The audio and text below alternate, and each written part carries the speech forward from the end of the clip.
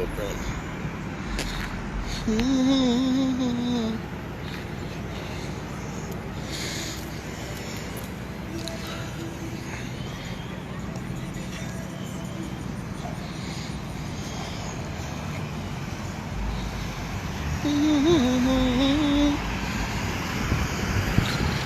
What's going on, people?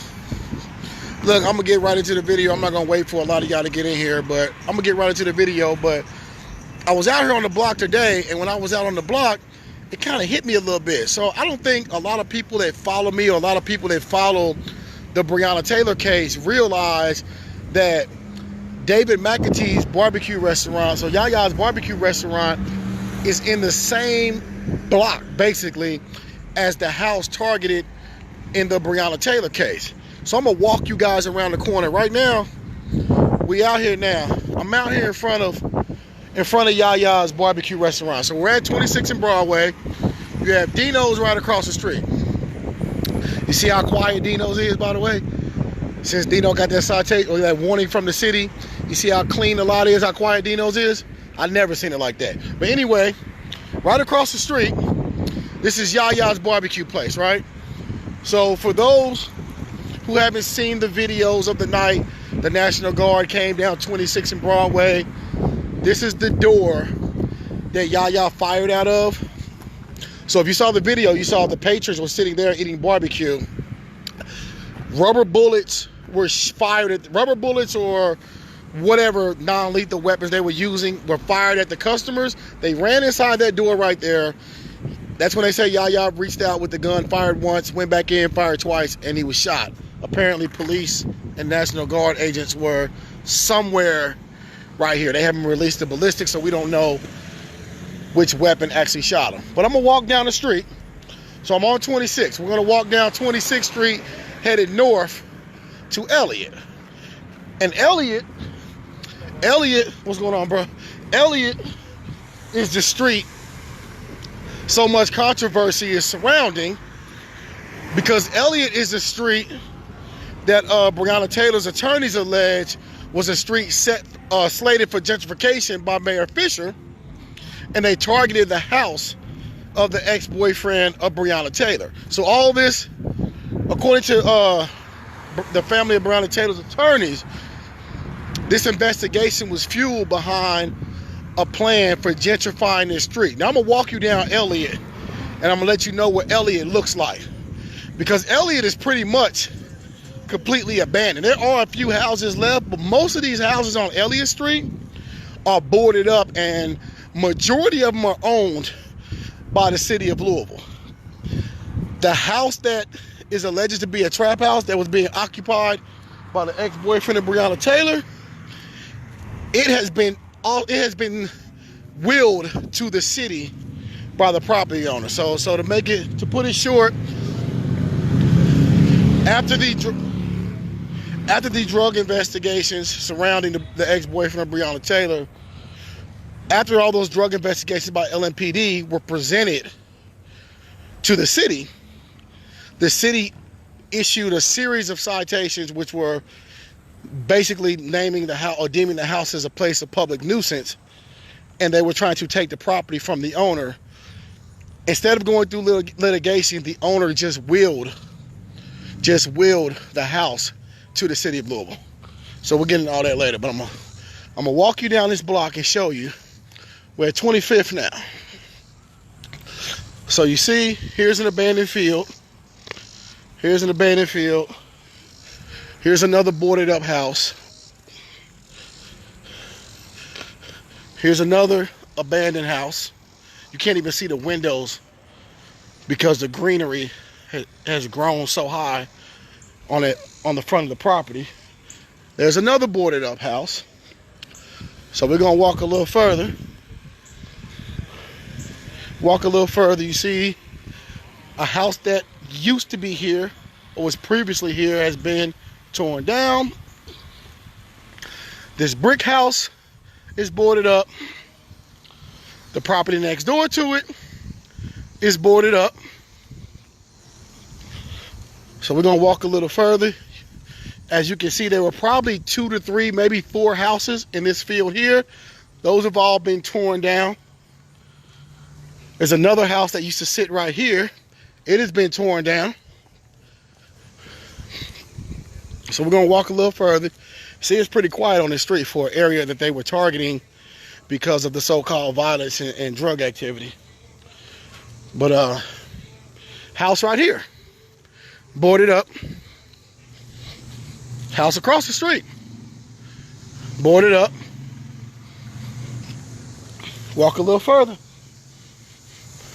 House right here, abandoned. House on this side of the street, boarded up. And we come to the house that was allegedly used as a trap house by the ex-boyfriend of Breonna Taylor. This was the home they were targeting. And if you saw the news report, this is the home that the city of Louisville issued a series of nuisance violations in attempt to obtain this property. Well, the nuisance violations were an attempt to force eviction on the tenants. And then after that, the city ended up just owning this property. So this is the property surrounded in the Breonna Taylor murder investigation. We go a little further. This house, boarded up. Go next door.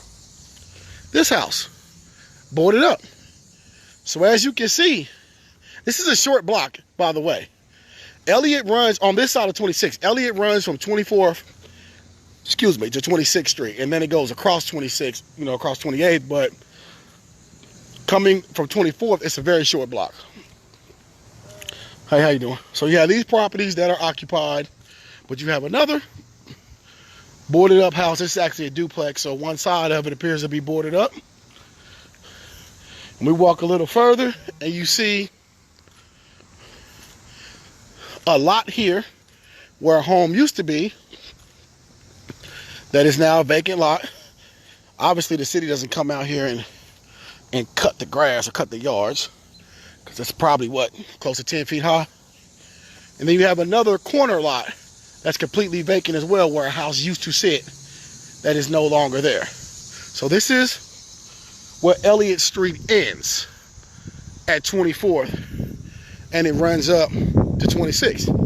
This is the violent, crime-infested block that the city of Louisville put together. I think they're called a place-based investigation unit, PBI. They put together a unit in December of 2019 to target this particular area, to clean this area up from all the crime and violence. But as you can see, this street is pretty darn quiet. I don't know what this street was like back in February and March. I actually have a friend that lives on the street, but I haven't been over here in a while.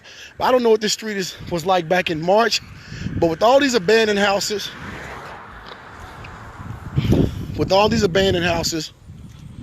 and all these missing houses, it makes me wonder why this area was targeted, why a task force had to be developed to clean up this area, particularly targeting Jamarcus Glover and this particular home. This home, if you're from West Louisville, this is an average, basically like a shotgun house. It's a little different style than shotgun, but a shotgun house, I would say we walk up on it. I would say in this condition, man, this house is probably worth 10 grand, if that.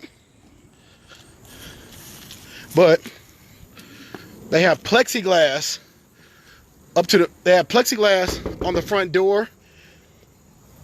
I'm assuming this is when LMPD battle rammed the door, so they didn't even bother putting the door back up. But you can look inside. I don't know if you can see through the glare, but you can look inside. Old, raggedy house that was pretty much only good for a trap house. But this is the block. This is the area. And I just wanted you guys to see the close proximity between Metro Louisville, Metro Police targeting 26 and Broadway the nights of the initial uprising, when there was no uprising taking place in West Louisville. That's always piqued my curiosity. Why, when all the uprising and all the damage was being done downtown Louisville, 4th Street, 5th Street, Preston, Jacob, all in the downtown areas, Why did police decide to bring National Guard and a strong force of LMPD up to 26 in Broadway? It's always puzzled me. But that's what they did that night. I wanted you guys to see just how close YAYA'S barbecue restaurant is to the home that was connected to Breonna Taylor's ex-boyfriend.